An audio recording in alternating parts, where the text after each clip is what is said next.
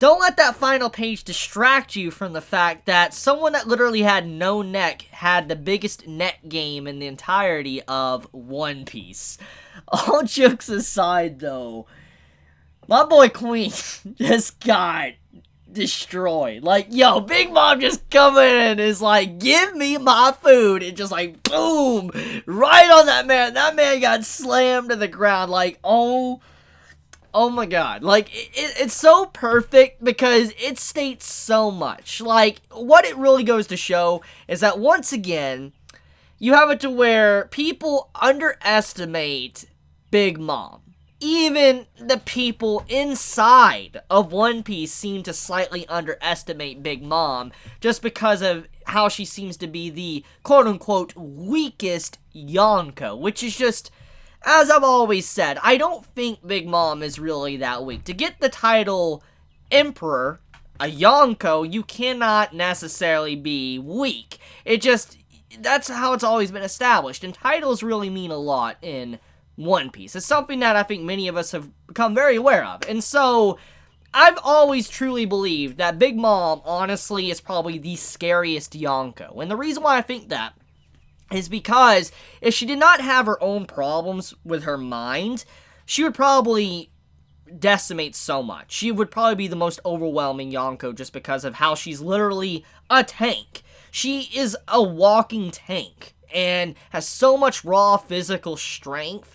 At such a young age, when she was like 5, she wiped a giant out with just raw physical strength. That says a lot about her. So, seeing just what she did to Queen in this chapter fits perfectly to make people finally accept that she is truly a strong character, even when she's not fully right in the head. Like, she just, like, decimated Queen. And Queen, as we know, isn't weak. He may not be like the right-hand man of Kaido, but even then, Queen is not a weak man by any means. He's like the equivalent of like the sweet commanders from, you know, Big Mom's crew. And you can maybe even say Queen could be the equivalent of Katakuri. We really don't know. What the point is that Big Mom comes in, just slams him into the ground, and he's probably done. Which would fit perfectly in line with what we saw from Kaido in this arc. As you remember, Kaido one-shot Luffy. He just walked up, slammed Luffy to the ground with pure strength, and that was it. Luffy just hit the ground.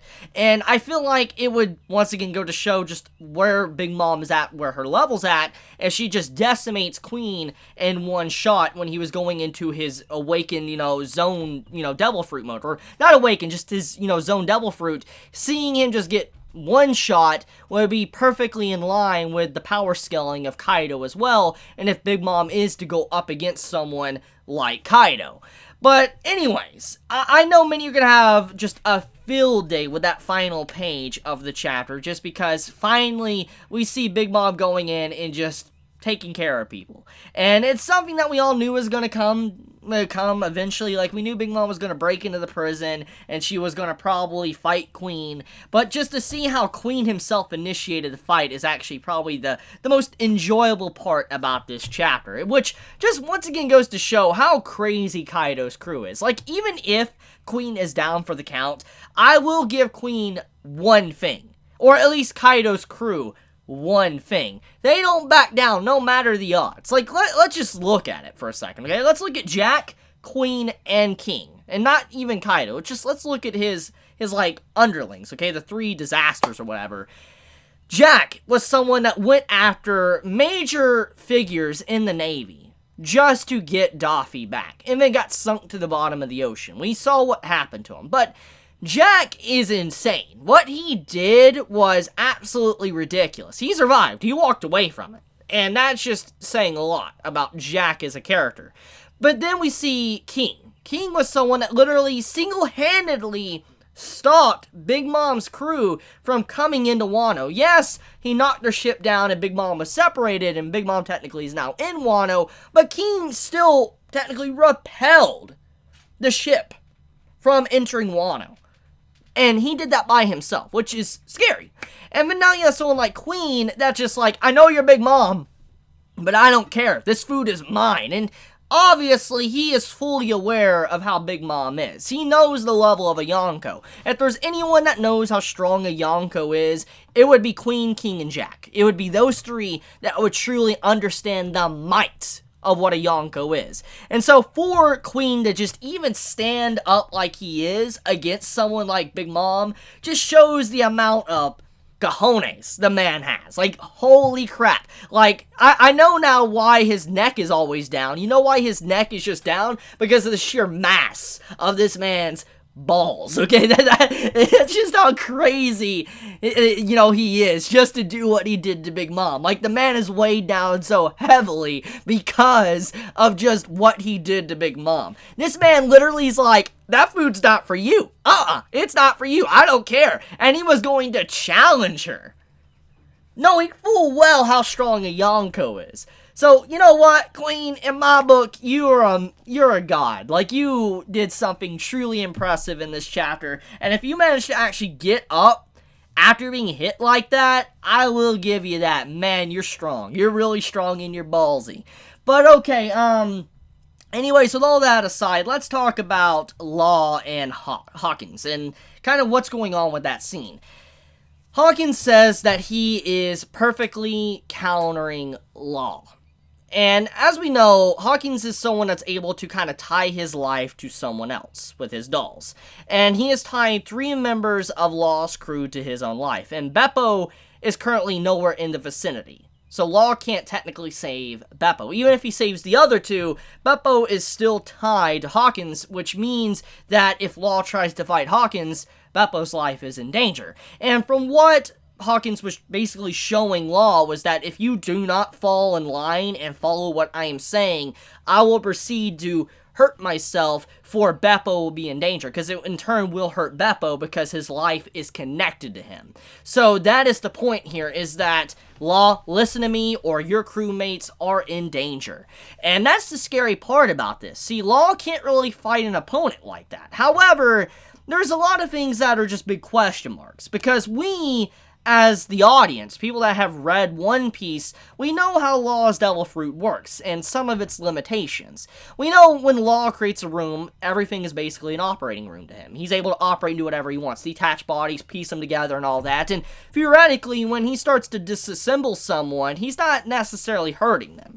And it makes me wonder if he, let's say, disassembles Hawkins, like cuts him into little pieces or whatever, would that hurt Beppo? Would that hurt, like, his crew members? Like, okay, what I'm trying to say is that even in theory, if Law was to, say, cut Hawkins' arm off and all that, and he was just doing his room Devil Fruit ability, which we know wouldn't really hurt Hawkins, would that actually transfer as a real wound over to his crew members and hurt them, or will it just detach their body like if Law was operating on them? That is the question I have, and I feel like Law might be scared of that fact. He really doesn't know if his Devil Fruit will carry over to those affected or not, or will it just actually present a wound. And also on top of that, if Law theoretically can actually just use room on the man, he can actually just separate him into tiny pieces, grab his heart, and he's like, if you don't do this, if my 3 crew members do die, I still have your heart and you're gonna die too. He can actually threaten Hawkins. So I just feel like there's so many things about this that are question mark, and I feel like Hawkins has not thought this through completely. Unless there's more that we don't really understand about Hawkins' Devil Fruit power that we've yet to see. Regardless, though, it is a very interesting moment for the chapter, and I do wonder how the fight's going to go down. It's not probably going to be one-sided, it's probably not going to be easy, and I feel like there's going to be a lot more in terms of mind games than actual physical fighting. Now, anyways, we also got stuff with Zoro and Sanji, and Zoro actually saved Komurasaki in this chapter, and I'm just like, Sanji took an L this chapter. He didn't get to save the girl that he had his eyes on, and Zoro saved her. And the more and more we see Zoro's relationship with Komurasaki, the more I start to wonder if Oda is implying anything. Like, we know that Sanji technically has a wife now. We know Pudding is pretty much Sanji's endgame. Let's just be 100% real with all of us, okay? It's going to be a time when the series is going to come to an end, and Sanji's probably going to marry Pudding. They're probably going to have their kiss, their honeymoon, etc., etc., because if there's one person that Sanji probably will be able to be with, it will be Pudding. And so, we already know he's already got his OTP. And when you think about Zoro, he really doesn't. Yes, we have the girl in the Navy, but even then, though, I truly doubt he would ever be with her. So, Komurasaki definitely seems to be someone that could fit in line with Zoro. I don't know, just the way she's been around him and how she acts around Zoro, and how Zoro acts towards her, I feel like Oda is implying stuff there, or setting something up, since last arc was technically about Sanji and his relationship and his future. I wonder, since this is an arc technically mainly focused on Zoro, or at least Samurai and stuff, which will have affiliated with Zoro, I wonder if it's setting up something with Komurasaki. That would be really cool if that's what's going on here. But regardless, though, of little fan theories and all that, my own personal theory, I do like the scene and just seeing how, once again, Zoro is protecting Komurasaki and trying to get her out of harm's way. And also, just seeing all the little mini-fights being set up going on with, you know, seeing Brook as well displaying his Devil Fruit ability and attacking, like, the specialized group that works directly underneath Orochi. It's just nice seeing all these characters. I wonder how strong they are and if we're actually going to get to see all of their abilities, the limitations of them, and how they fight against the Straw Hat crew. But overall, I think that's pretty much about it when it comes to this chapter of One Piece. So let me know your thoughts in the comments below. If you enjoy my content, please subscribe. If you like this video, please leave a like. And if you want to get notified for whenever I upload a video, please click the bell icon down below. And with that, Chibi out.